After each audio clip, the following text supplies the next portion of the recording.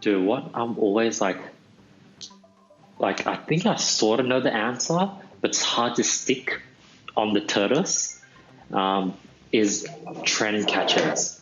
For example, people who, when trends happen, things happen, they jump on the trend and they capitalize on it, they make tons of money, and they wait for the next trend. For example, like people jumping on stocks. For example, the guy I was talking about on the podcast, like he trades stocks. He bought watches. He did e-commerce. He worked with influencers.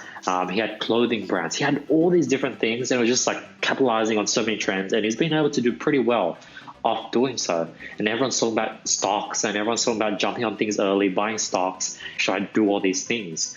Then when I really take a look at what the people at the top are doing, like Jeff Bezos isn't capitalizing on COVID.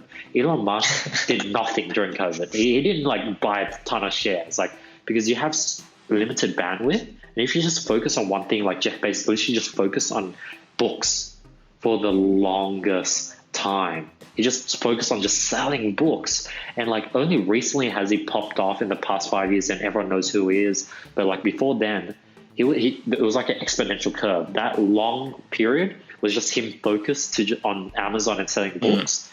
And people can sort of the normal trend is up, down, up, down, up, down. And you can do that by following trends, and you become like Warren Buffett, you become like all those rich Robert Kiyosaki, all these billionaires by the age of 80.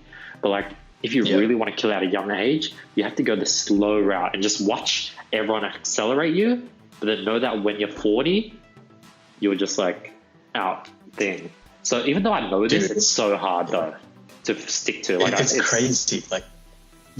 We've come full circle. We literally started off by talking about the tortoise and the hare story, and then now we're literally back on it. It's crazy to think. It is important to be able to watch trends, because in any business that you operate in, you'd be extremely negligent to not understand what's going on around you, right? But like you said, being able to focus on your product and giving 110% into what you're doing, when you play that slow game, like you said, 5 to 10 years ago, if you told anyone Jeff Bezos is going to be the richest, a trillionaire by, I think it was 2030 or something, everyone would be shut up, bro, just shut up.